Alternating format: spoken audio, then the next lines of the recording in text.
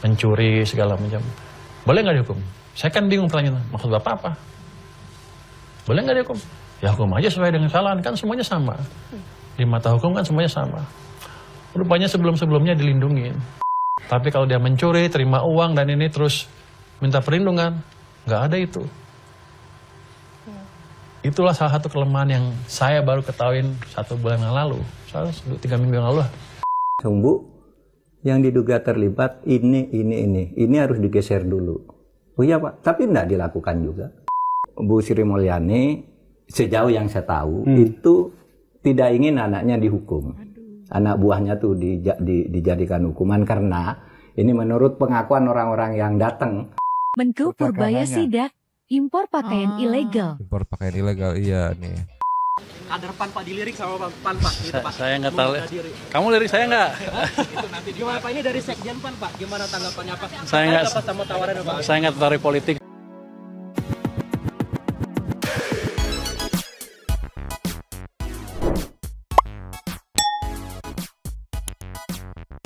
Yo, Bang Santai People. Welcome back again bersama Nyonya dan Mamang si Abu bolos, pokoknya lagi nangis-nangis mulu, dua tapi mangkok in here always in here. Jangan lupa buat yang belum subrek silakan dicengklung. Buat yang belum dapat notifikasi silakan dicengkling. Yo, Yes. Santai People. Ada yang lagi heboh nih di persosmedan, lagi rame soal Pak Purbaya yang katanya membongkar dosa Menkeu sebelumnya. Waduh. Mana ini ada hubungannya sama perkorupsionan gitulah. Aduh, tolonglah. Dan ini dikonfirmasi juga masalahnya sama Pak Mahfud. Diiyakan. Ya, dulu memang seperti itu. Dan ini lagi rame di sosmed nih. Kita meluncur dulu. Cus. Nih ada cuplikan highlight live semalam yang di-repost sama Newsnet 1 nih. Ini part ini yang paling banyak diomongin sama teman-teman netizen karena membuka dosa ini yang lalu gitu. Cegi-cegi. Play. Jurus jitu melawan korupsi. Karena ini nih yang menggerogot. Kalau di tempat saya nggak tempat lain ya. Kalau tempat saya sih kalau ada yang salah, hukum selesai. Rupanya kenapa selama ini ya? Saya baru tahu. Ini. Saya ketemu dengan Jaksa Agung. Saya nggak tahu ini rahasia apa enggak. Biar aja rahasia juga. Ini. Dia tanya sama saya, Pak, gimana kalau orang pajak atau bea cukai terlibat masalah hukum? Apa tuh? Diselewengkan, kayak gini, mencuri segala macam. Boleh nggak dihukum? Saya kan bingung pertanyaan, maksud Bapak apa? Boleh nggak dihukum? Ya hukum aja sesuai dengan kesalahan, kan semuanya sama. Di mata hukum kan semuanya sama. Rupanya sebelum-sebelumnya dilindungin. Jadi kalau ada seperti itu, akan ada intervensi dari atas supaya jangan diganggu karena akan mengganggu stabilitas pendapatan nasional. Itulah yang menciptakan bukan moral hazard. Seperti dikasih insentif untuk berbuat dosa. Kita potong dulu punten ya. Netizen jadi relate, oh pantesan kemarin-kemarin kok kayak ini netizen udah ngadu nih soal punten ya, ada oknum-oknum yang bermain di sekitaran pajak, bea cukai, kok kayak untouchable gitu, tidak tersentuh gitu, apalagi teman-teman PMI itu yang banyak apa namanya pengalaman dikerjain sama oknum-oknum bea cukai gitu. Ini udah speak up sebegini ya kok kayak nggak kesentuh, jadi relate netizen gitu, jadi menduga-duga oh pantes kok jadi relate sama yang diceritain Pak Purbaya dulu tuh memang dilindungi gitu, dilindungi sama siapanya ya nggak tahu netizen, silakan simpulin sendiri, tapi katanya sama atasnya gitu, dipayungin gitu. Berarti kan kejaksaan pun harus konfirmasi dulu gitu kan, nanya dulu gitu di sebelumnya, makanya Pak Pur kaget lah kenapa nanya dulu, boleh enggak, bukannya salah mah sikat aja gitu. Kan itu berarti habit yang sudah terbentuk dari sebelumnya, nggak tahu siapa gitu. Aduh, lanjut lagi. Lanjut. Kan begitu kan? Makanya itu balik lagi kan kita juga bingung di luar ada apa. Ternyata ada treatment seperti itu. Ke depan nggak seperti itu. Petugas pajak banyak yang baik nggak usah takut. Yang miring-miring boleh takut sekarang. Yang miring-miring boleh takut ini. Karena nggak akan saya lindungin. Tapi kalau dia nggak salah diganggu orang, saya lindungin habis-habisan, nggak ada urusan. Tapi kalau dia mencuri, terima uang dan ini terus minta perlindungan, nggak ada itu. Itulah salah satu kelemahan yang saya baru ketahuin 1 bulan yang lalu, 3 minggu yang lalu. Ternyata ada seperti itu ya. Selama ini kemana aja Pak Pur? Saya baru jadi menteri. Saya bingung kenapa ada sistem seperti itu. Ya, oleh sebab itu ya korupsi di negara ini susah untuk diberantas. Karena dilindungin. Ada ya. Ya kalau diproses ditutup, diberhentikan. Berakar dan sistematis. Ya karena itu kan edukasinya adalah Anda dipajak dan bea cukai nggak apa-apa, ambil aja, nanti dilindungin. Yang penting Anda sampai target. Menurut Anda betul apa salah seperti itu? Saya tanya Anda sekarang. Itu salah loh, korupsi salah, ya? dalam bentuk apapun salah. Ya, itu saya juga bingung. Dalam bentuk apapun kan itu salah. Saya bingung apa itu betul atau salah, dan saya ngomong gini, salah nggak? Tapi menurut saya nggak apa-apa. Jadi jaminannya adalah selama Anda melakukan tax collection dengan baik, tertib, dan nggak terima uang, nggak hajar sesuai dengan aturan, sabodo amat, saya lindungin sampai kapanpun. Jadi Pak Pur nggak takut sama siapa-siapa ya? Enggak, kenapa mesti takut? Emang harus takut sama siapa kalau gitu? Enggak, maksudnya kan ya istilahnya ya nggak tahu lah. Jadi panas nih, gua mesti takut sama siapa? Takut sama Tuhan harus. Enggak kan, kita gini, perlambatan ekonomi yang kemarin itu ancaman yang real karena kelemahan di banyak sektor di perekonomian kita. Ini kita punya kang untuk memperbaiki. Kita mau memperbaiki separuh-separuh atau penuh. Atau mau kita diamin aja. Kalau saya ekonom kan social optimizer. Memakmurkan semuanya kalau bisa. Kalau nggak bisa ya udah, paling nggak gajinya cukup lah. Tapi dari by mana? design seperti itu. Kalau ekonom by design seperti itu, makanya kita anti monopolis, anti ini, pro kompetitif. By design kalau betul di kepala kita ditanamkan seperti itu. Social optimizer selalu. Kecuali yang belajarnya separuh-separuh. Tapi kalau bisnismen beda, bisnismen profit maximizer, menguntungkan diri sendirilah, cari untung banyaknya. Tapi saya kan ekonom asli, jadi mindset saya seperti itu. Kalau enggak, berarti saya gagal belajar. Kan terjawab sudah pertanyaan netizen gitu. Netizen teh bingung kemarin-kemarin ini perasaan netizen doang, apalagi yang biasa bersinggungan ya dengan bagian-bagian terkait itu ya. Kok terkesan untouchable gitu ya. Strong banget. Udah dipiralin anjir nggak tembus-tembus gitu. Ternyata kalau dari Pak Purbaya sih dilindungi. Tadi yang sempat di-mention adalah soal pajak dan bea cukai gitu. Sebelumnya itu dilindungi, bahkan Kejagung, Kejaksaan pun harus konfir dulu katanya. Dengan dalih kalau main sembarangan sikat mengguncang stabilitas ekonomi pendapatan apa tahu nggak ngerti. Tapi itu penjelasan Pak Purbaya ya. Bahkan tadi Pak Purbaya kan juga sempat buka tuh kalau misalnya pun diperkarain ya udah di stop dan ya gitu aja gitu kan berarti kan. Iya kan karena ancamannya ini bisa mengganggu stabilitas. Waduh. Urusannya sama pendapatan negara nih gitu. Tapi ternyata enggak kata Pak Purbaya tuh. Yang miring-miring sikat aja, yang lurus-lurus baru gua protek. Kalau ada yang mau nyenggol baru gua badanin begitu. Iya karena secara logika kan anggapannya ya itu karyawan gitu kan. Dari mana mengganggu stabilitas tinggal diganti orang baru gak sih gitu kan. Kalau kita mikir sebagai orang awam gitu ya. Gak tahu, aku gak ngerti. Tapi awalnya tuh kan masih ya ada netizen yang setengah-setengah. Ini bener gak ya Pak Pur gitu. Atau sentimen sinis aja gitu sama yang sebelumnya gitu. Atau kayak gimana gitu. Nah yang bikin makin yakin netizen dikonfirm juga sama Bapak Mahmud nih meluncur. Ada dari Satu Indonesia yang mencuplik podcast di channelnya Pak Mahfud ya. Jadi kalau secara timeline bisa dibilang Pak Purbaya membenarkan hal yang pernah Pak Mahfud sampaikan gitu. Tapi kalau secara di sosmed ya dua-duanya saling membenarkan. Kok cocok gitu, nggak janjian kok cocok gitu experience-nya. Kalau secara rilis duluan, yang duluan rilis Pak Mahfud nih. Kita lihat ciki-ciki. Play.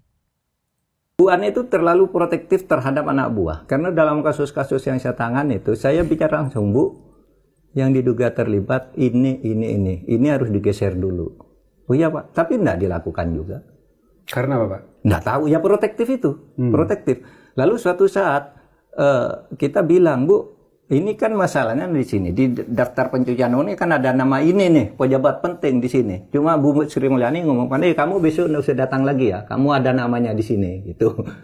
Tapi orangnya masih datang aja dan mengendalikan pembicaraan yang dari Kementerian Keuangan. Protektif itu artinya ada alasan mungkin apa? Protektif itu Bu Sri Mulyani sejauh yang saya tahu itu tidak ingin anaknya dihukum. Anak buahnya tuh dijadikan hukuman karena ini menurut pengakuan orang-orang yang datang kepada saya, para pejabat itu, saya sudah diarahkan oleh Bu Sri Mulyani mulai titik ini tobat. Oke. Tidak. Ini pejabat eselon 1. Iya, eselon 1. Oke. Dulu punten Pak Mahfud, mohon maaf dipotong ya. Kan tidak semudah membalikan bolu ya. Ada yang ini habis tersandung keluar korup lagi gitu. Apalagi yang belum kena efek jerah gitu, yang udah kena efek jerah aja kadang-kadang nggak tobat gitu.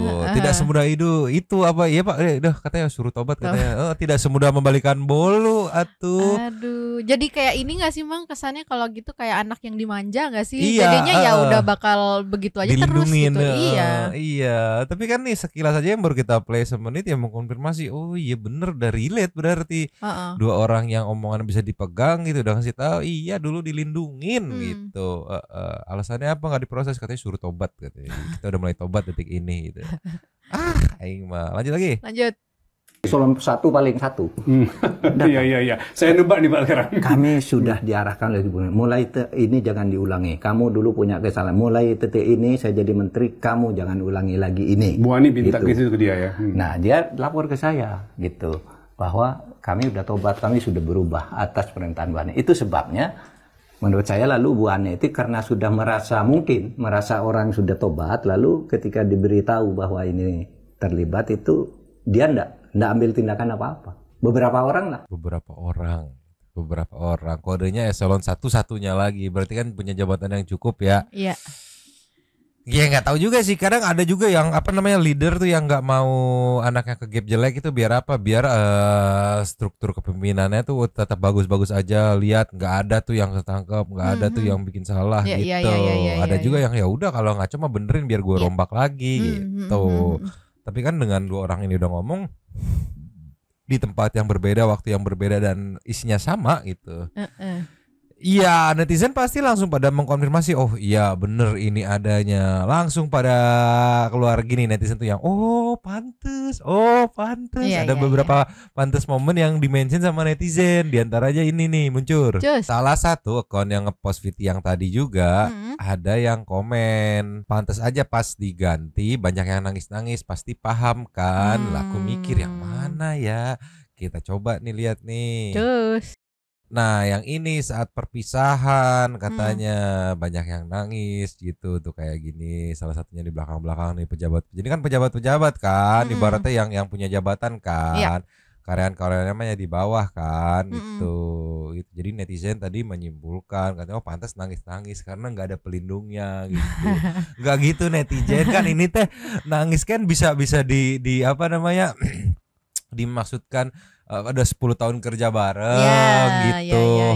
Sedih harus pisah ya, kayak biasa kita atasan resign itu teman kerja resign ya sedih gitu. Bukan berarti nangis-nangis nggak ada yang melindungi. Netizen mah suka suujon aja nih gitu. Aku sampai nyari-nyari, emang nangis-nangis pas pisahan mau nyari. Netizen nggak gitu, tolonglah. Tapi yang menariknya netizen mulai dengan jempol-jempol isengnya memposting-posting ya jejak digital nih meluncur. Ninyo, salah satunya ada konten kreator Sahril Amiruddin ya, dikasih caption ketika Sri Mulyani berkata di dunia ini gak ada yang gratis itu. Terus tambahin lagi padahal Tuhan kasih hidup di dunia gratis. Jauh beda dengan Pak Purbaya. Apa nih Ceki? Play. Tapi anak-anak saya semuanya masuk sampai perguruan tinggi is free.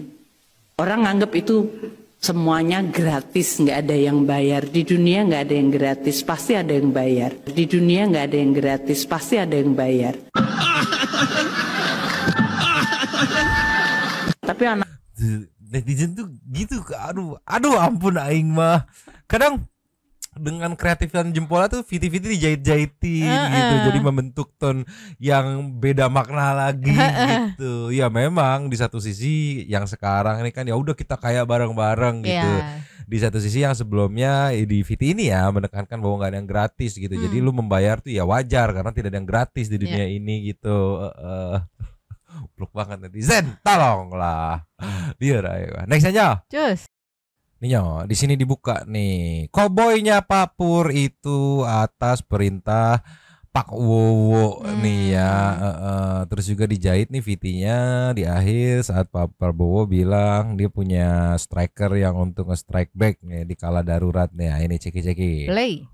Pak Purbaya memiliki backing yang kuat ya dari Pak Presiden dalam hal mengimplementasikan gebrakan-gebrakan ini yang semua bisa... pekerjaan saya walaupun saya kelihatannya cowboy itu disuruh oleh presiden, itu pandangan presiden.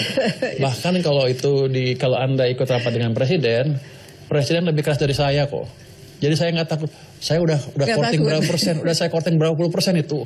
Hanya kalau ada rapat tertentu di mana ada yang ngasih masukan aneh-aneh, saya disuruh datang. Kira-kira disuruh counter sedikit-sedikit. Ini orang pinter juga presiden kita ini. Ini nggak counter langsung, orang nggak disalin langsung. Panggil aja Purbaya, suruh dengerin, terus ngelirik-ngelirik gitu.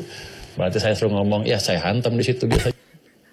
Walaupun saya mengerti saudara-saudara sudah mengambil inisiatif, sudah bergerak masing-masing, saya terima kasih. Tapi saya paham ada yang saya gunakan pertama-tama sebagai striker untuk merebut hasil terbaik cepat.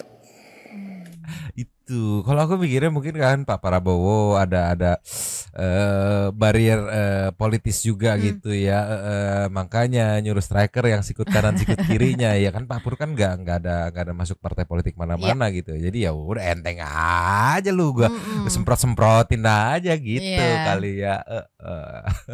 Cuman yang dirujak sama yang disemprotnya ya Pak Pur gitu, tapi tenang backingnya langsung Pak Bowo. Next ayo. Cus. Ninyo, ini juga memancing jempol netizen untuk bereaksi nih saat katanya Partai PAN melirik atau pengen Pak Purbaya menjadi kader PAN gitu. Ya di sini Pak Purbaya merespon dengan menolak mentah-mentah katanya. Saya nggak tertarik terjun politik katanya. Netizen langsung berkreasi ria dengan komen. Nanti kita lihat komen ya. Kita lihat dulu videonya ceki-ceki. Play. Ini dari Sekjen PAN Pak, gimana tanggapannya Pak? Saya nggak tertarik politik, saya mau kerja aja. Teman sudah jalan di sana ya. Tempat Bapak ini yang. Pak Pur izin Pak, Pak Pur ini dilirik sama PAN untuk masuk kader Pak. Ini gimana Pak tanggapannya Pak? Kader apa? Kader PAN Pak dilirik sama PAN Pak. Gitu, Pak. Saya nggak tahu. Kamu lirik saya nggak? Gimana Pak ini dari Sekjen PAN Pak, gimana tanggapannya Pak?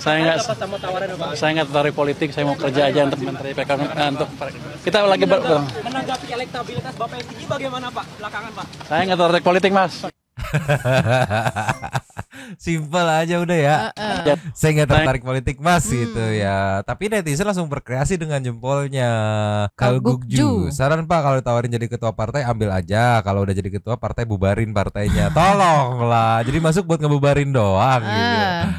Ada yang menduga-duga dari Pancaksara ya. Wah jelas pengen Oke nyetir Pak Purbaya lewat jalur politik nampaknya masuk akal. Tapi belum bisa dibuktikan. Masih menduga-duga ya.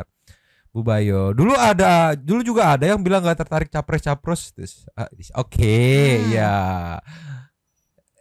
Ini ada yang lucu malah berantem nih. Bikin partai aja sama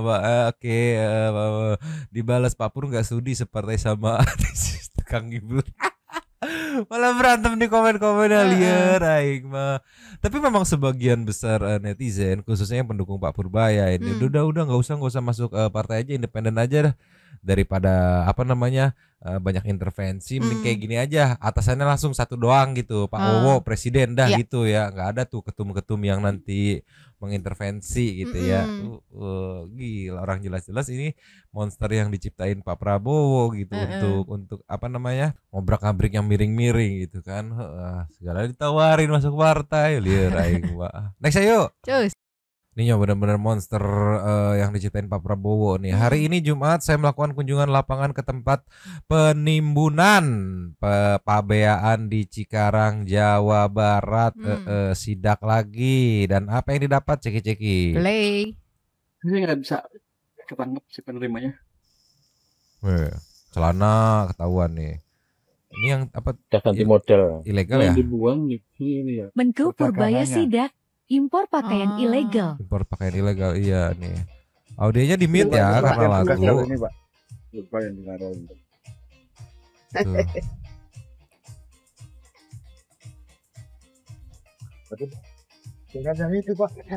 Cuman kekhawatiran netizen ini nih dari Miss My Bolen nih, takut banget Pak Purbaya kecantol sama baju-baju yang dibongkar gitu kan. Boleh nih gue bayarin dah gitu ngerinya ya. Tolonglah. Apa ini? Celana dalam.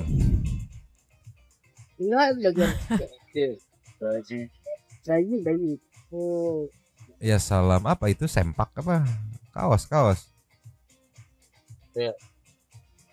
Oke, baju anak-anak ya. Oh iya.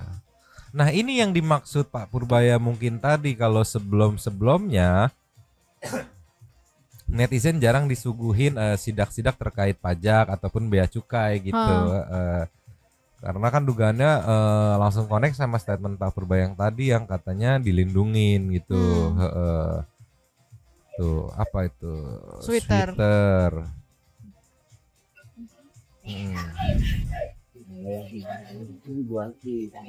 Kalau sekarang ya Pak Pur sendiri yang nyidak gitu, yang bongkar-bongkar gitu.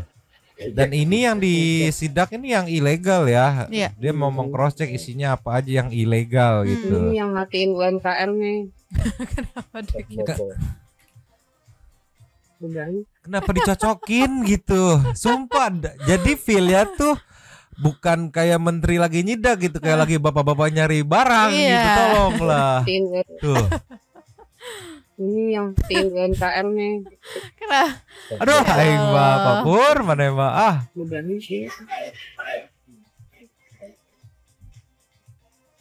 Dan ini kan ilegal ya.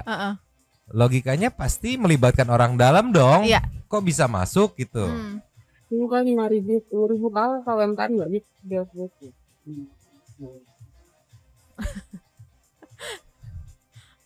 Berapa kontainer? Jangan-jangan dia mau boleh nih gue bayarin dah ya itu. Saya nggak bisa ketangkep si penerimanya. Berapa orang di sisi penerima si importer belum ujung? Ya. Nggak ada ujungnya. Kalau ujungnya kita nggak, kita rata-rata memang berusaha untuk ke sana. Ya. Kalau kita hanya dapatkan kalau yang ada di sini itu sudah sampai layer ke-4 ke-5 Pak.